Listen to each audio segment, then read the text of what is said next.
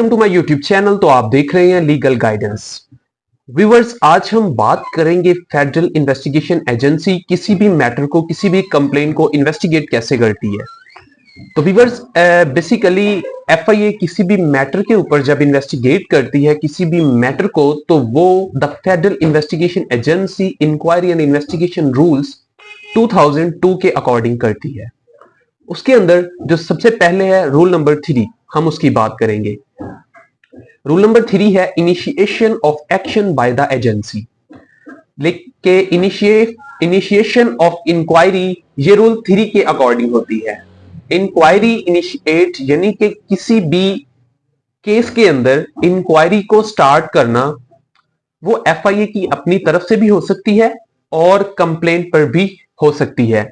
इसके अंदर जो आपकी कंप्लेंट है, जो आप एफआईए को दे रहे हैं, आपकी वो कंप्लेंट रिटन में भी हो सकती है और वो कंप्लेंट औरत भी हो सकती है।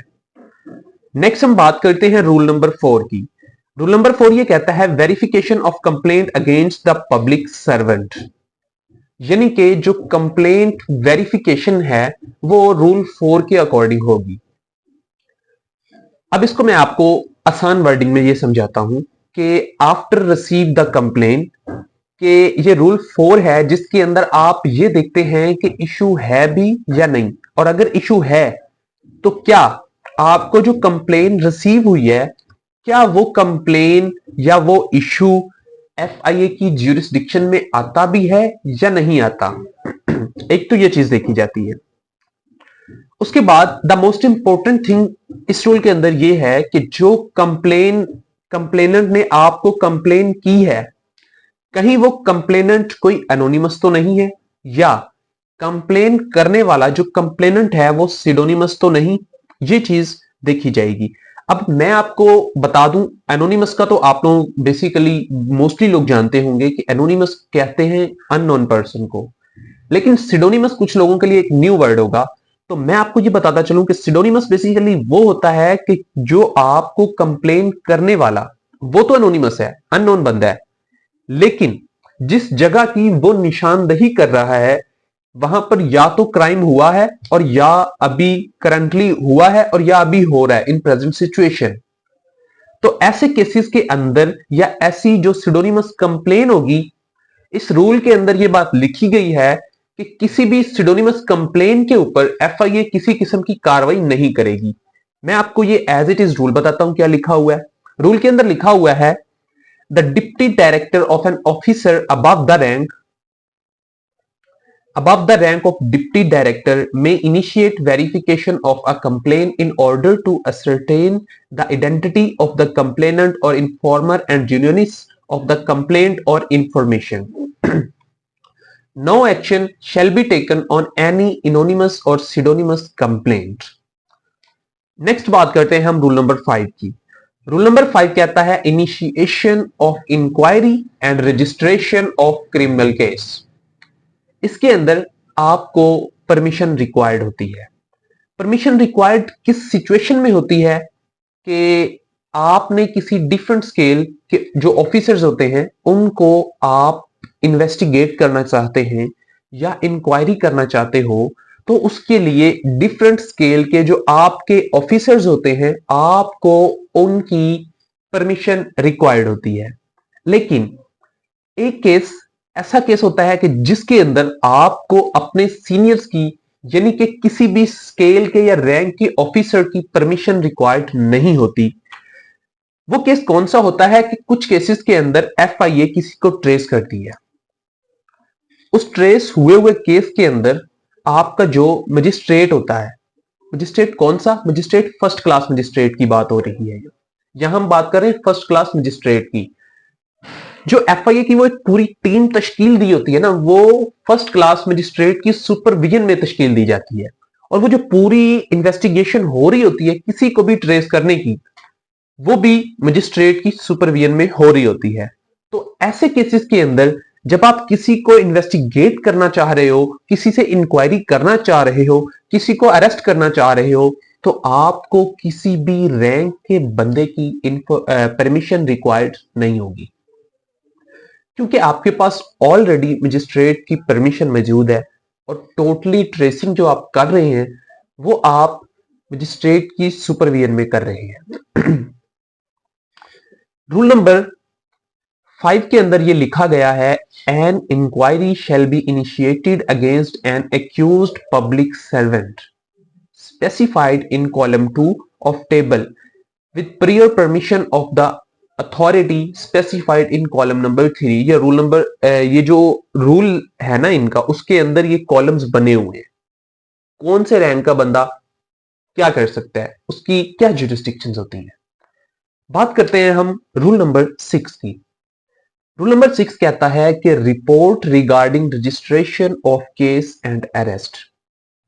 इस रूल के अकॉर्डिंग जब आपका कोई भी बंदा, फॉर एग्जाम्पल एफआईए किसी को भी अरेस्ट कर लेती है, किसी भी पब्लिक सर्वेंट को, उसके बाद the first thing is that कि आपने उस बंदे को जिस इंस्टीट्यूशन या जिस डिपार्टमेंट से आपने उस बंदे को अरेस्ट किया है, उसके मुतलका जो हेड ऑफ डिपार्टमेंट है, उस डिपार्टमेंट का जो हेड है, आपने नेक्स्ट 24 आवर्स के अंदर उस बंदे को रिपोर्ट करना होता है कि आपके पास इस बंदे के अगेंस्ट कौन सी कंप्लेंट फाइल हुई और किस वजह से आपने इस बंदे को अरेस्ट किया, और आप जो इंक्वायरी कर रहे हैं उस बंदे से वो किस केस पर कर रहे हैं, ये आपको बताना होता है उसके मुतलका डिपार्टमेंट के एचओडी को, जो हेड ऑफ डिपार्टमेंट होगा उसको।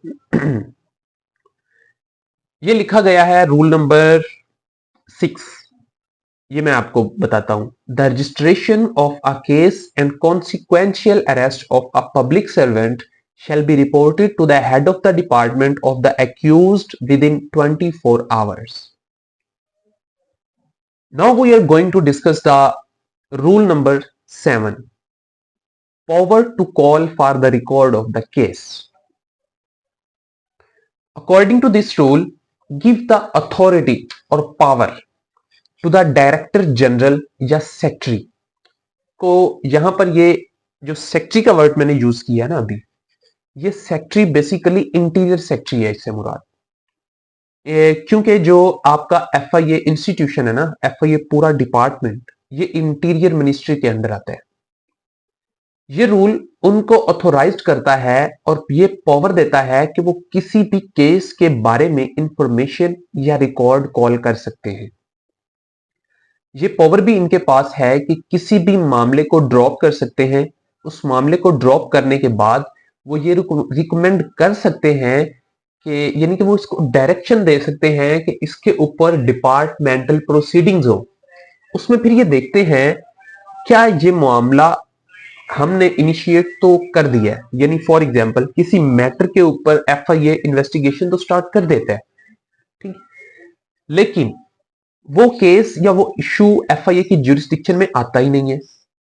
तो फिर ये मामला जो जिसके ऊपर एफआईए इन्वेस्टिगेशन स्टार्ट कर चुका है, ये तो किसी और डिपार्टमेंट की ज्यूरिसडिक्शन में आता है, ये तो इनकी ज्यूरिसडिक्शन ही नहीं है। तो उसके अंदर एफआईए फिर वो मामला उस डिपार्टमेंट को भेज सकता है। ये पावर होती है, ये पावर देता है रूल 7। किसको देता है? डीजी को, जो डायरेक्टर जनरल होगा, और सेक्रेटरी, इंटीरियर सेक्रेटरी जो होगा आपका, उसको। उसके अलावा अगर कोई कंप्लेन एफआईए को रिसीव हो जाती है और उस कंप्लेंट पर 24 आवर्स के अंदर किसी किस्म की कोई इन्वेस्टिगेशन नहीं होती या एफआईए की तरफ से कोई मूवमेंट नहीं नजर आती, तो उसकी जो रीजन है वो ऑफिसर को इन रिटर्न देनी पड़ती है।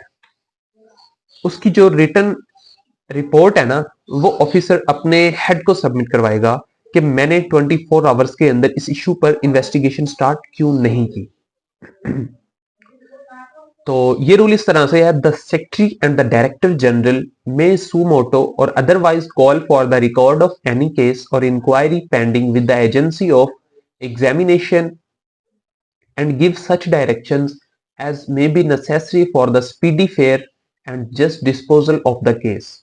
A director may sue motu or otherwise call for the record of any case or inquiry for purpose of satisfying himself as to the correctness of priority of decision taken by a deputy director under these rules and may pass such orders as he may be deemed fit. तो viewers ये थे basically वो basic rules जिसके according FIA किसी भी matter के ऊपर investigate करता है, किसी भी मैटर की इंक्वायरी करता है। तो नेक्स्ट टाइम इंशाल्लाह अगली वीडियो में मिलते हैं, तब तक अपना ख्याल रखिएगा। अल्लाह हाफिज।